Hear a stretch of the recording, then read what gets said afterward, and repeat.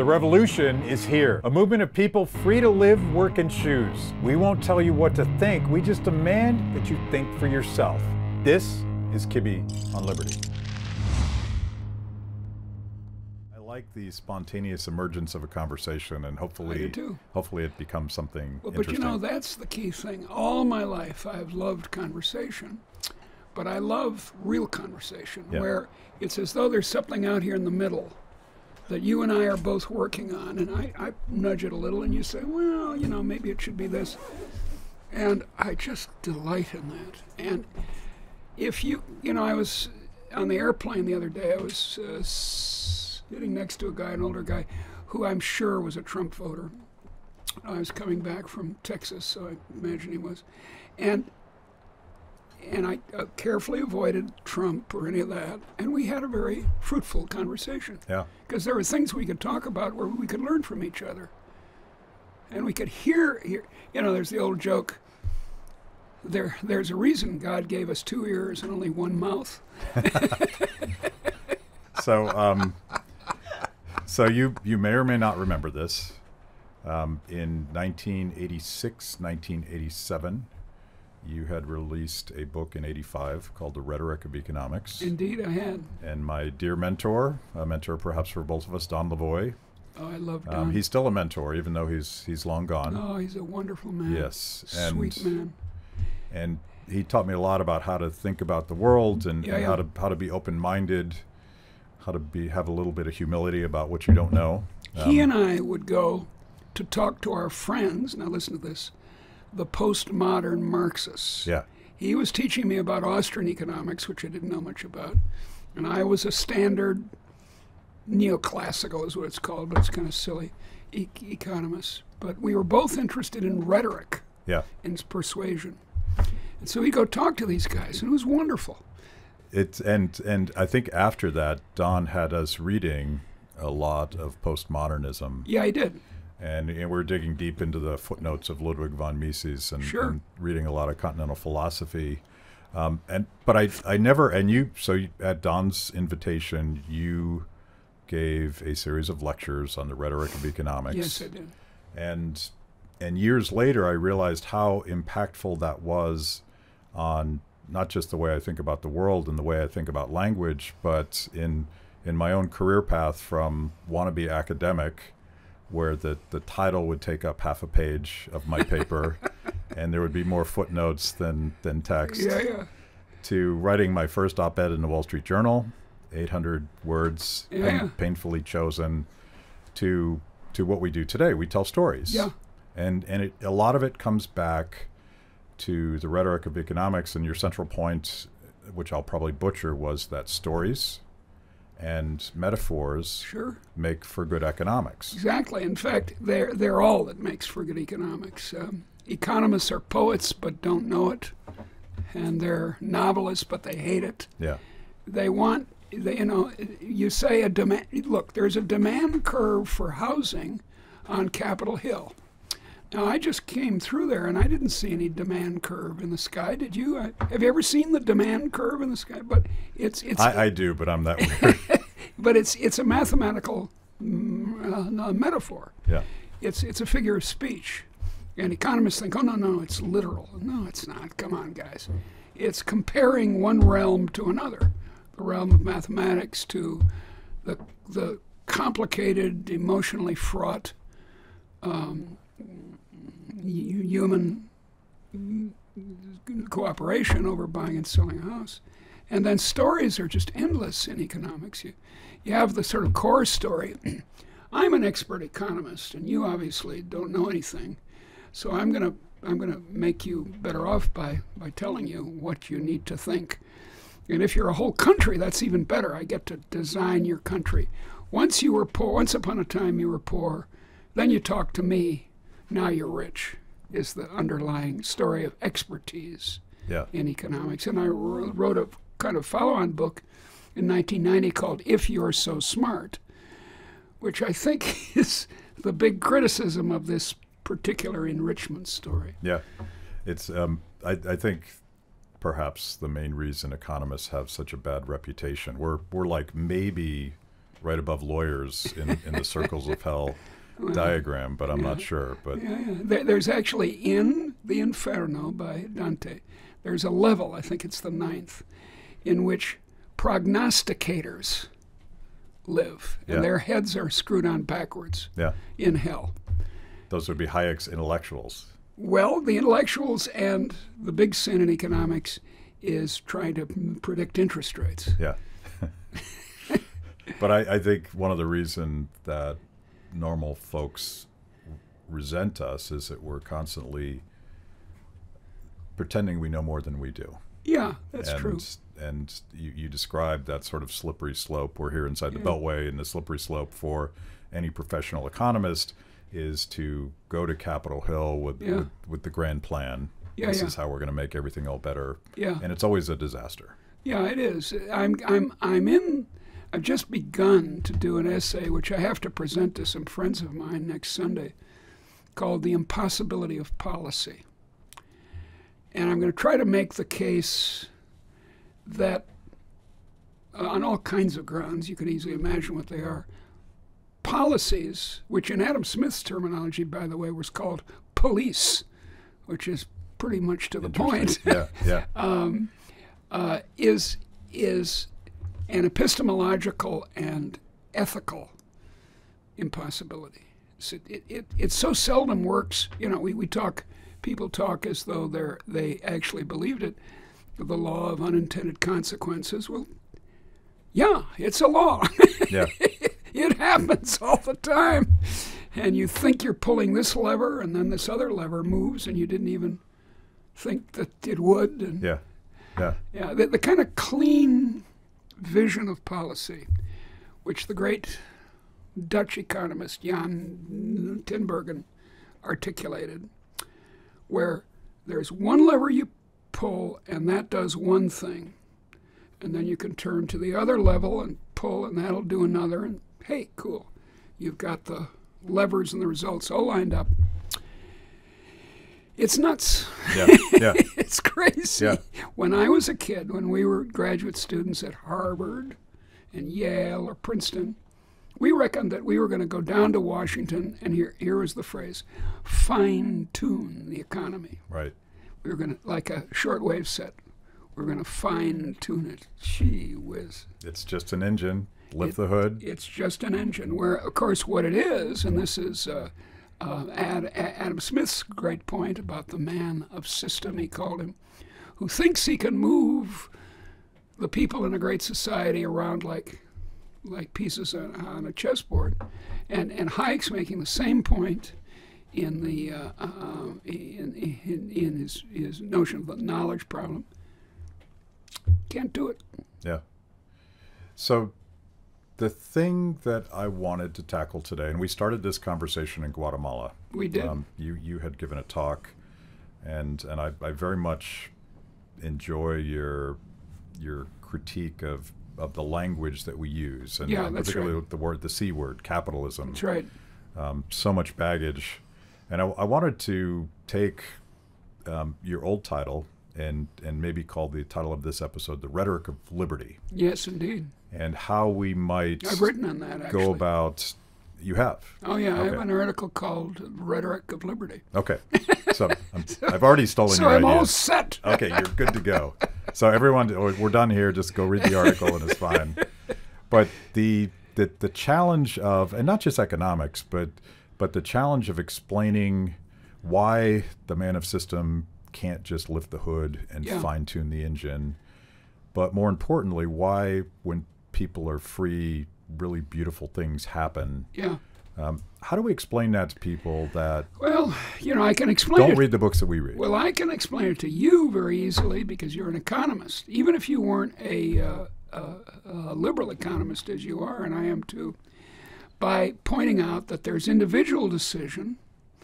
I make fun of it by calling it max-U, maximizing utility. Yeah. There's individual decision, and then there's this policy stuff or police on top. But most of our lives take place in the middle, in what Hayek called a spontaneous order, and the great sociologist Howard Howard Becker calls a world. He has a very, he doesn't know it, but he has a really liberal vision. As in language, here we are speaking English. Has there been a central planner? Nope. Can I choose, like Humpty Dumpty, to use words the way I want? No, I can't. It's not going to work out. You won't know what I'm talking about. So there, language we deal with all day long. Friendship, that's not top-down planned. It's not even individually planned. None of us can give a max U rational explanation of why we met and married the person we did. It's just impossible. Everyone knows that. Accidents and the so on. And it's true of art. It's true of science. And by the way, Terry would argue that she's definitely did not maximize utility by marrying me. Well, am I wrong? I'm not going to contradict another woman on this point. I'm just not going to. So don't expect me to go over to your side. I've done that, been there, done that. To heck with that. No, so there's this enormous area of spontaneous order, and people don't believe in it. They swim in it all day long. They're like the fish that swims in the water and doesn't know there's water. So how do we get it across? I think maybe analogy is like pointing out that an economy is like a language, as the blessed Adam Smith did. He knew that analogy right at the beginning of economics. The best economists, at least in my mind, are always storytellers. They're always, but I don't want you to overuse the word story, because it has a specific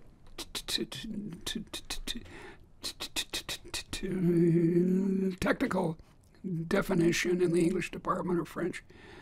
And it's not only stories. It's not that the word story covers everything. Yeah. It's there. In fact, there's a lot of evidence that the brain works with stories on the one end and metaphors on the other. There's a scale. There's actual brain science evidence for this. And so you have to keep it. They're poets and they're novelists, both, and we all are. Yeah. It strikes me that when we fall into arguments about what the data shows. Yeah. Even very compelling data Sure. showing about how it is, and when people are free, enrichment happens. I got tons of it. But my bias, and I think this is right up your alley, is to focus on sort of common sense values that resonate with people. Yeah. Which are kind of the rules for Sure. liberty that allow for people to be prosperous and free and to find fulfillment. And you've written many books on this subject as well. Well, there's John Hughes, a great economic historian at Northwestern, wrote on the tension in American culture between that liberal vision, oh, go do what you want, that's okay, you can do what you want, and the other impulse that we seem to have deep inside us of the busybody. Mm-hmm. Oh yeah, you can do what you want, except don't be gay. Yeah. Or do what you want, or don't be transgendered. Or do what you want, or don't be Catholic. Or do what you want, but but all the buts. But I honestly, I think the core American value is the first thing. This leave people alone. There's a story from the 1880s about a tourist from Europe, France, who came to. He must have gone fast by railroad, because he just came to the United States and went straight to Montana. Surprising, but there he was in Montana. And in the European way, he came up to the first cowboy he saw and said, "Who's your master?" And the man replied, "He ain't been born yet." And that's very American. So I think we've got to try to get rid of American number two, and stick with American number one. Now, that doesn't mean that we don't care about each other. That's the charge you hear all the time. Oh, you're not in favor of community. But a community of equal adults is a wonderful thing. And it's a conversation in business. It's a conversation just like we're having. It's equal. Yeah. I thought you were going to suggest that there was at least a perceived conversation between individuals and their autonomy versus how we do things together, community. Well, that's what people claim. Yeah. But I think that when you get beyond, just superficial thinking about it, as a lot of people don't. Come on, how do you make a community? Early Christian community. You talk to each other. You cooperate. As St. Paul says in 1 Corinthians 12, we have a variety of gifts. Some have the gift of prophecy. I suppose those are the economists. Some have the gift of tongues, linguistic ability. Some have this, some have that. And he implies, although alas he doesn't say it explicitly, they can trade with each other and make everyone better off. And that's the spontaneous order that develops in a market. But when you think about it, it's true of say, art. Some artist takes goes and uses chrome yellow #1 like Van Gogh did, and then another artist says, yeah, I can do that, and I'll do, and they're conversing with each other. You could say they're trading ideas. Yeah. And that's what makes a community better than Crusoe, right? By himself on an island, and more productive and more creative in the way that conversation is. Conversation I always think of as having something in the middle that you and I are both working on. And, I've come to believe that it's the only source of the only source of creativity is this thing in the middle among people. So community is essential, but the community doesn't have to be bossed. Yeah. It doesn't have to have a master. He ain't been born yet. I'm thinking about the end state, which is a division of labor and mutual benefits from exchange. I'm using my economist hat right now. Yeah. But I think Adam Smith would argue that stuff doesn't get to happen until we learn to sort of put up with each other. That's right. That there's a certain empathy that's Absolutely. required. In his first book, a book actually I prefer, I mean, I know it's heresy to say so, I prefer it to The Nature and Causes, the Wealth of Nations, great though that book is. The Theory of Morals Elements. He starts, the first sentence, I won't get it exactly right, is, however selfish people may be, there is something in us that cares about other people. And then he goes on in the rest of the book to elaborate on this, how we form love. Love conquers all, Love conquers all. And indeed, that's the theme of the book. And it's not as if the first book, and he wrote only 2 books, he wouldn't have gotten tenure at a major university. Yeah, slacker. He didn't produce any articles in the American Economic Review. I mean, it's shocking. He didn't even have a Twitter account. No, nothing like it. Except actually he talked a lot with his friends. But it's not as if those 2 books are contradictory, as was often thought. No. In order for a commercial society to work, there has to be this egalitarianism of permission that allows you to speak literally to your merchant colleagues and to speak metaphorically to them with trades. That process is, of course, the market process. It is. But even I even hesitate to use the word market. I would very much avoid using the word capitalism to describe this process of I hate the word. Because what we're really talking about is folks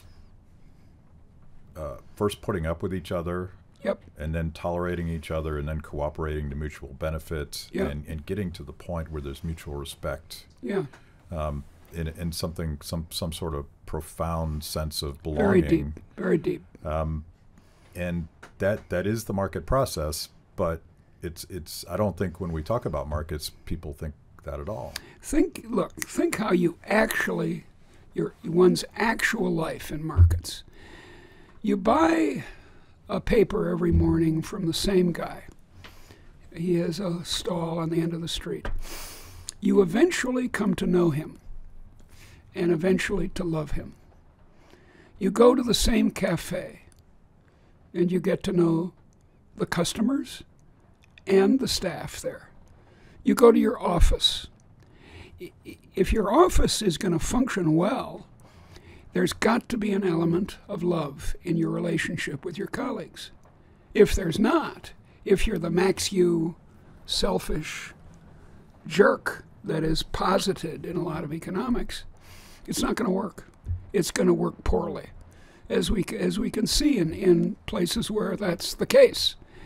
And in fact, the worst aspect of thoroughgoing socialism is precisely that people don't make friends with each other because they're not exchanging with each other. They're either stealing from each other, or there's a wonderful book by a Soviet writer named Grossman, his last book. He started as a communist and then became a liberal, and of course the Soviets didn't like that, so his books were banned. But he talks about a case in which a little community in the same building started trading with each other. And a guy who knew how to fix the shoes, and a guy who knew how to write interesting letters was hired to write interesting letters. And then the Communist Party boss found out they were doing that cooperative activity and crushed it. Yeah, yeah. You can't have that. No, we can't have this mutual benefit. I mean, what a terrible thing. That's capitalist. And the word is so misleading scientifically and politically. So what's wrong with the word capitalism? Well, for one thing, it turns people sharply to thinking that the accumulation of capital is what makes people rich. Not people rich, makes the world rich. And yeah, capital is necessary. We're in a room here and made of bricks, and we got to have microphones, and I get it. But you also need people to do it, and you need sunlight, and it's got to rain occasionally, and those are all necessary. There's got to be a street outside your house and a surrounding society. So all those things are necessary. Capital is not special in that respect. And so people then think that K, that's what we call it in economics, K, sort of in honor of German, and K causes enrichment, and that's just baloney. What causes enrichment is innovation. The amazing small cameras we have here, the amazing microphones, the amazing this and the amazing that have proliferated enormously since liberalism came into the world in the 18th century. And that's the secret sauce. And so I prefer to call it innovism. And I don't care. People can go on not knowing what I mean, and I'll tell them, well, I mean what people usually call capitalism. But it's scientifically misleading to call it capitalism. It's much better to call it innovism, which gets closer to what actually happened in the last 2 centuries. So we've come up with this half-baked rhetorical device where I refer to all the isms as the deadly isms. And of course I'm talking about Maoism and communism and fascism and Nazism, and there's far too many of those. Yeah. So I'm trying to figure out a way, and instead of a left to right spectrum, I have a circle. And at the bottom of the circle is the most anti-human, devastating forms of authoritarianism. And as you work your way up the top, and you could get there from the left or the right, if you want to use those things, I'm trying to come up with words above the line that don't have an ism on it. Well, I recommend liberty. Liberty. And I have had the same idea in the last 3 weeks, which is the Putin's war. And I think what the effect this has on people who don't watch programs like this much and don't think about politics or economics a lot, they think in terms of left and right. And the journalists enforce this rigorously. They put you and me in the right side of the thing. That's crazy. We're not on the right side. We're not on the left. I was a socialist once, but now I'm not. I'm not on the right or left. But anyway, the war has made it clear that the choice is between Orwell's terrifying image from O'Brien, the party man in 1984. If you want a vision of the future, imagine a human face with a boot stamping on it forever. Yeah. That's your bottom. Mm-hmm.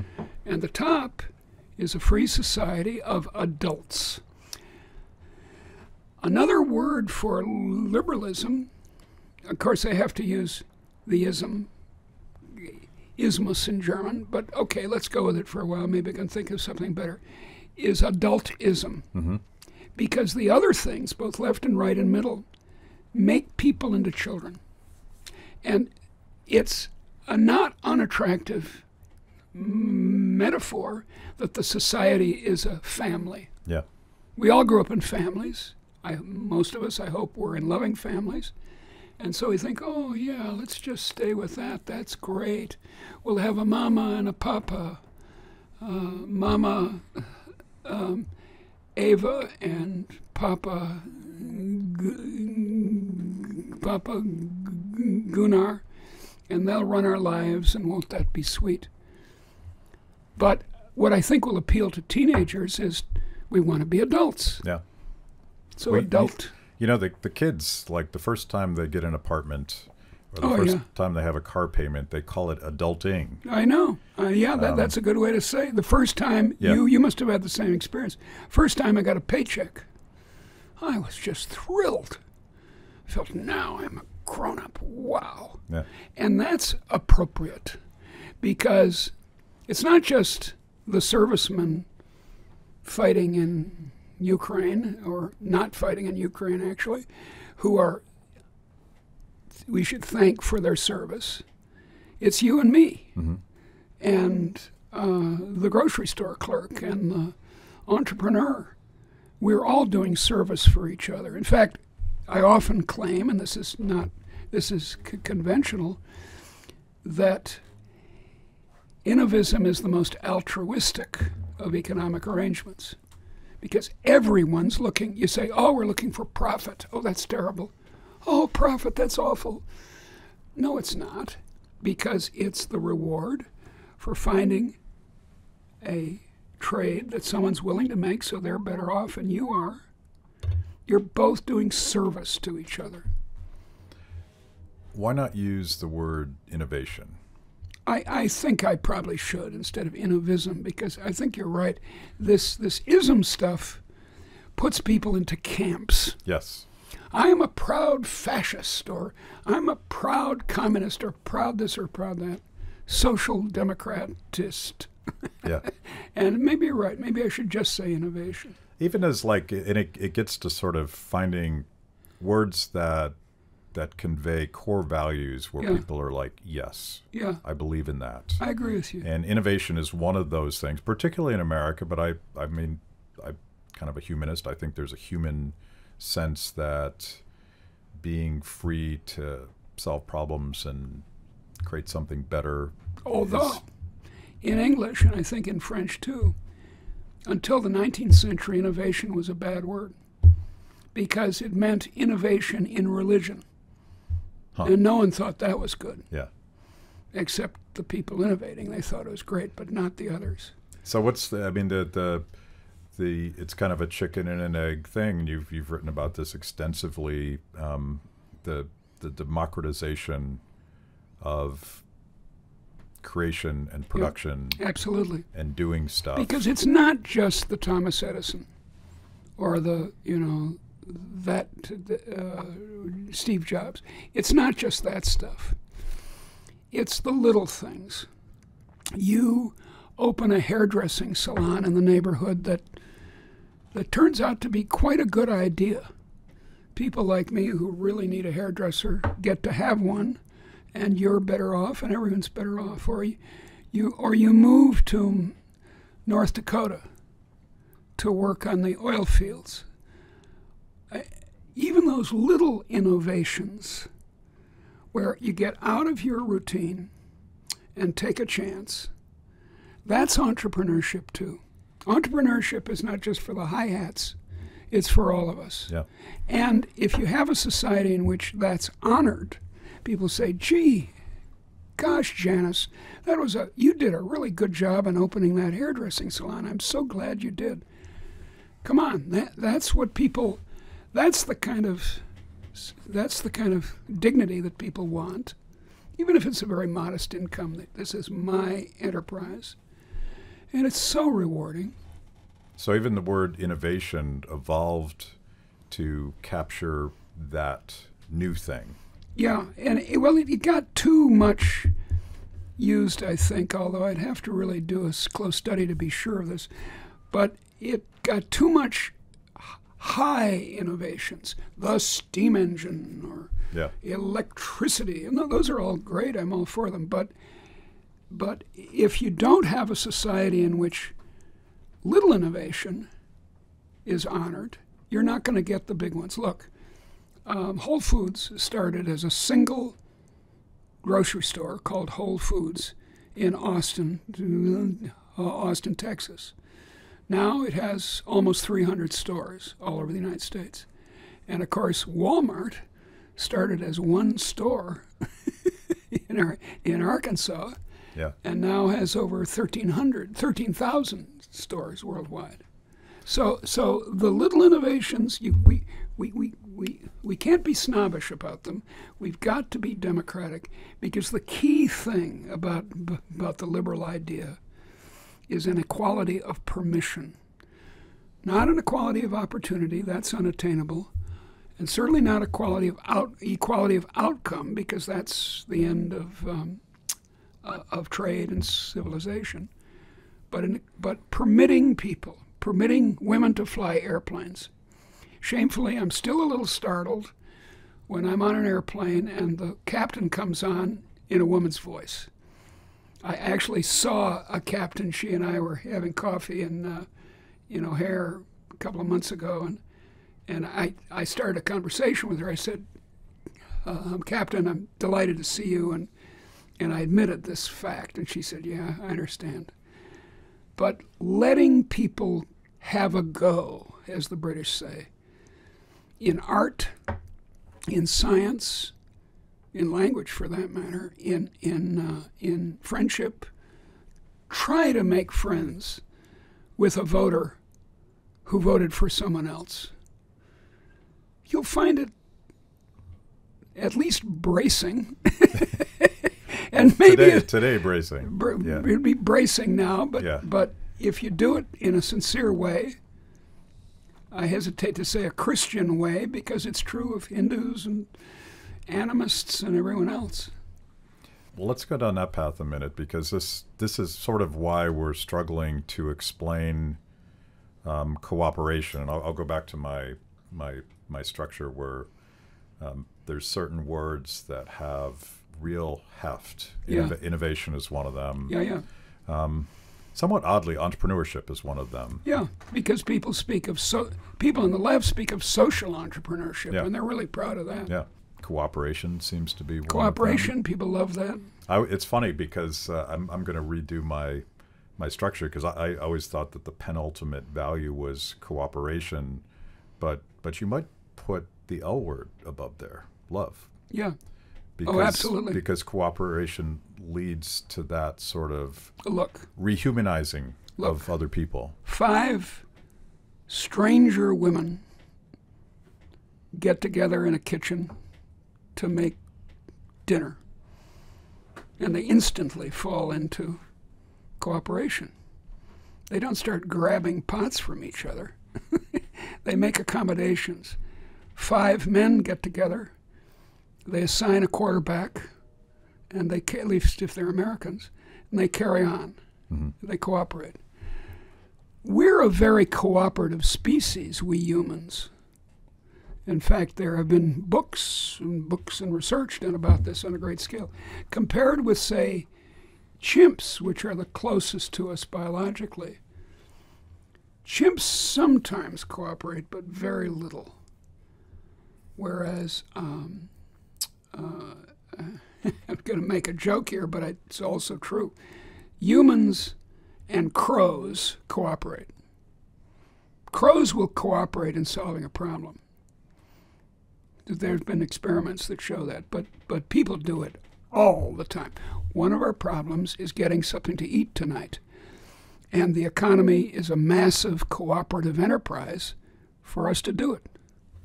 And yet the problem is, of course, that like the fish in the water who doesn't know she's in the water, we don't know that we're cooperating. You go down and you get a loaf of bread. Come on. Someone out in the fields of Kansas harvested the wheat to make the bread 6 months ago. He didn't know that you were going to buy the bread. But, we're always saying this to our students. Miraculously, it appears just when you want it. Miraculously? This reminds me of Bastiat's story that I tell all the time about wondering why Paris is fed. Yeah. I've used this a lot now that we're discussing supply chains again. Yeah, oh boy, we're all about supply chains. God help us. Yeah. But you have this, you have this, what feels like an increasingly polarized society. Yes. And we're told that we have to choose this team or that team. Yeah. And it's a conversation stopper at best. I mean, it actually can lead to violence. As a few blocks from your house, it did. Yeah. And I keep thinking to myself, we can solve this problem. Mm-hmm. We libertarians, we know what the solution here is, and it's not a right-wing flavor of authoritarianism. No. It's not a left-wing flavor of authoritarianism. They're kind of the same thing. But it's non-authoritarian. Yeah. That's the key. And the challenge is we have this way of telling people, there's a way we could all get along if we would move from these centralized structures mm-hmm. and these economists that want to lift the hood and fine-tune the engine, right, and just let people figure stuff out. Yeah. And that's what we're struggling with. Like, this is a beautiful solution, and it almost feels in the middle if you're accepting the left-right thing, but it's not. It's up. It's the up and down thing. Yeah. That's why I'm so hopeful that the Ukrainian war will lead to a reorientation of the politics. It expresses vividly what the big difference is between an authoritarian boot on the face of a human on the one hand, which is Putin, and I hope, although it could go south, to express it in your terms fairly easily, I hope the Ukrainian government turns out to be a functioning free government. Yeah. Or a free, not a free government, a free society. It's kind of fascinating, and Putin is clearly a keen student of I'll call it our culture war. And this tribalism that we're going through, because one of his attacks on Zelensky, and I'm not convinced that Zelensky is some sort of saint. Angel. No, not at all. But it is devastatingly ironic that Putin calls Ukraine the fascists. Yeah, I know. Since Zelensky's Jewish and had 3 uncles who died in the Holocaust and so on. But isn't Putin's not? He's not a old school communist. He is a fascist. He's an authoritarian. That's right. That has very much tapped into controlling the means of production. It shows what you said, that from the left to the right, you can either go down to hell or up to heaven. And on the way, on the so-called the left, right, the Union of Soviet Socialist Republics, they use the KGB in a fascist way, identical to the way Hitler used such organizations. And out of that came the new Russian leader, 22 years ago. So to be taught these techniques of coercion and fear, and as you said, making distinctions, getting people to hate each other. Yeah. Tom Palmer pointed out, who's a great student of these matters and activist, Tom said, look, all the other political philosophies depend on hating someone. The communists hate the bourgeoisie, the social democrats hate the rich, the Catholic conservatives hate the Protestants, et cetera, et cetera, et cetera. And it's the liberals who say, well, no, wait a second, dears. Let's stop all this hating and just work as equally loving. You know, again, I call myself a Christian liberal, and that's not to say that the other faiths don't advocate this too. They do, but let's allow me to be an Anglican as I am, and you know, can't we all just get along, as the cliche goes? Well, that's the message of our Lord and Savior, dears. It's pretty simple.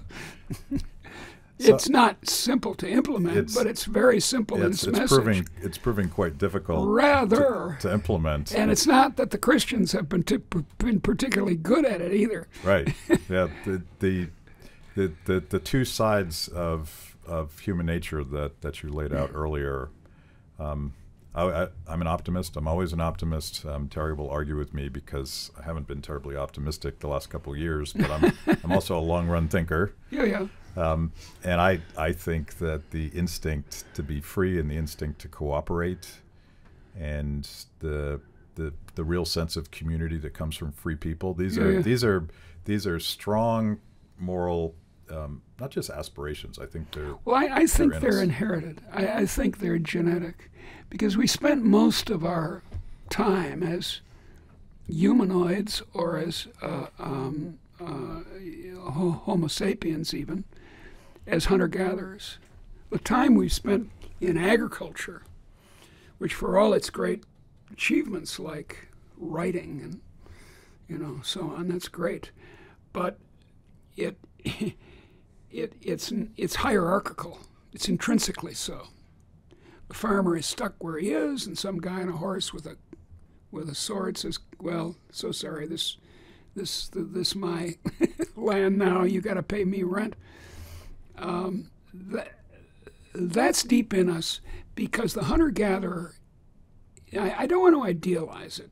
There's a lot of evidence that hunter-gathering life was quite violent. But what was clear is that you could walk away, that you could go somewhere else, or if you didn't like the local boss who was trying to be bossy and you didn't like it, you could get together and kill him very easily. Whereas not in a hierarchical society where the aristocrats who own the land are all in cahoots to keep your ancestors and mine, down. So, but on the other hand, I think we also have, and I don't know what the evolutionary psychology of this is, we also have hero worship. We all do it. You and I think Hayek is just the cat's meow. We just love Friedrich Hayek. He was perfect. He was perfect. A little problem on the marital front, but he was perfect. And, people aren't perfect, and we should stop doing that. Right. But we do. Yeah. I love, and this will probably deeply offend you, but I describe myself as the intellectual bastard child of Ayn Rand and Jerry Garcia. And sort of what I mean by that is I love to pick and choose. I think I have a lot of intellectual influences, and well, I do too. And I think there's a lot of profound stuff in there. But if you sort of translate Hayek into a religion that cannot be questioned, and lots of people do, you get into trouble. You get into trouble. There's this one Johnny one-note thinking. And that one of the challenges, sort of an economist, like by reducing people to equations, our side falls into this sort of trap that we're just encouraging maximizing utility against constraints. Yeah. And I don't even buy that whole paradigm. Well, I'm probably less of a neoclassical economist than you are. I buy it when it's useful.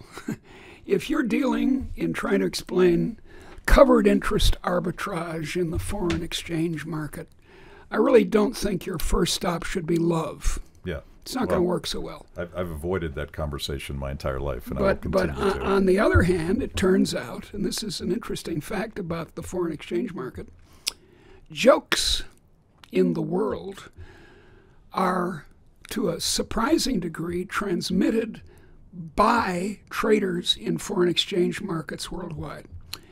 Because every time the market opens in Hong Kong, and there's the guy in London is just going off the air, he tells a joke to his people in Hong Kong or his friends in Hong Kong, and that jokes keep circulating, and that is the little love potion that indeed helps the foreign exchange market work. Yeah. Some of they're all a bunch of guys usually, so they're not such nice jokes, but still they're there. So I was unaware that you've written on the Rhetoric of Liberty. I have indeed. Give me the elevator pitch. Well, very simply, a free conversation, free persuasion is liberty. End of elevator pitch. We haven't even got to the second floor. Yeah. It's real simple.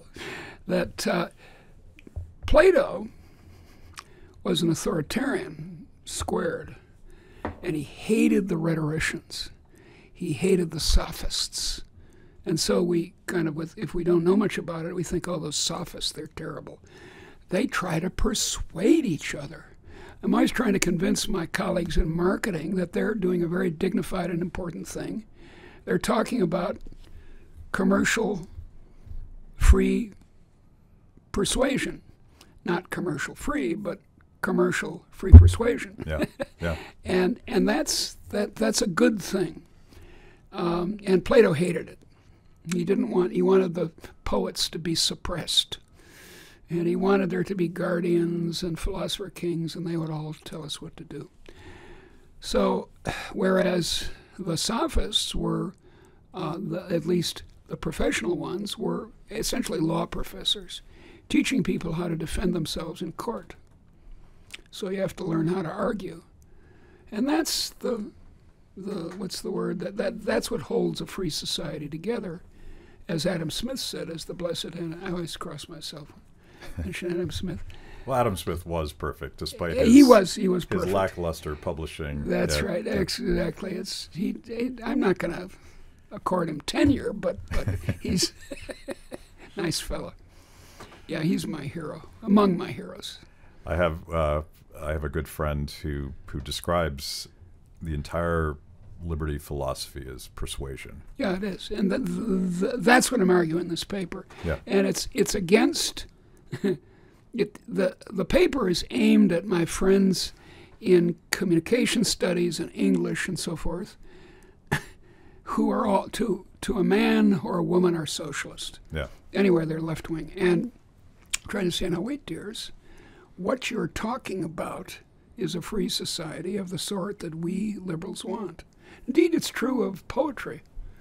I mean, the poetic tradition is an ongoing conversation in which people trade with each other, so to speak. They compete, but they compete for our custom, so to speak. We, as the poetry readers, get to read The Idea of Order at Key West because it's the greatest poem written by an American since Walt Whitman. Or maybe Eliot, but because they compete with each other. Yeah, it's not competition like war. That's a common error. That competition is the war of all against all. No, no, no. It's the absence of a liberal society, an absence of equality of permission that makes for a war of all against all. It's funny you use the word war because I was going back to our emerging diagram, and one way to think about it is the middle line. Above that middle line is anything that uses persuasion. That's a good way to put it. That's a very good way to put it, because anything below the line uses what? Violence. Violence. Yes. That's the line. That's very good. I like that. Violence versus persuasion. Yeah. And the further up you get, the more. Now you think, oh, well, that's unrealistic. Well, you need some violence. You need some violence against, I don't know, some bad person who wants to steal from everybody. But you don't need to be coercing people all the time. I think we've solved the problem. We've solved the problem. We have the perfect diagram. Yes. Perfect. No one's ever going to improve on this diagram. It's untouchable. It's a dogma. Yes. Everyone must repeat it. You notice this about, Terry always picks on me. I love to quote dead economists. And yeah, me too. And libertarians I quote a lot of dead people. I'm a necrophiliac. I love dead people. The more dead, the better. Mesopotamians. I practically have an orgasm about Mesopotamians. I just love it. Because dead people can no longer disappoint you. And you can sort of erase the parts that, true. Maybe were disappointing and really focus on the things that matter. Yeah. So what's going on with you? I see you talking all over the world right now. You're doing a lot of traveling. What's the latest intellectual project? Well, my current intellectual project is the Free Society, the Society of Liberty. And I'm going to be coming back to the Cato Institute a couple of months every year, once in the fall and once in the spring, for a month each. And it's a delight to be around people like you and Terry, who are committed to a free society. Instead of what we all do, as it were, speaking out, is trying to get people to first base. Mm-hmm. Whereas at Cato and in this studio, you're on second or third base, and the only question is how to get home. Yeah. With our perfect diagram. That's how we get home. This is it. We've got it. I think it's more of a metaphor than a diagram, maybe. But I don't know. Well, we can do econometrics on it. This is great stuff. So if people want to check out your latest musings, I know you have a website. Where would you like people to go? Well, my website is deirdremccloskey.org. It's not why is it not .com? Because my deans at the University of Illinois, who pay for it, although I've been retired now for 7 years, they pay for it, and they couldn't stand the thought of it being commercial. Yes. They wanted it to be org and nonprofit and beautiful. So anyway, it's Deirdre. You have to spell Deirdre. Think of the word weird, spelled the same way. E-I-R-D-R-E. Deirdre. Okay. 2 R's. Okay. Thank you so much. Thank you. I've enjoyed it. Thanks for watching. If you enjoyed that show, make sure that you like and subscribe. Click the little bell so that you get notifications. And if you consume this via podcast, go wherever you want to go. We're everywhere. Kibbe on Liberty. The revolution starts now.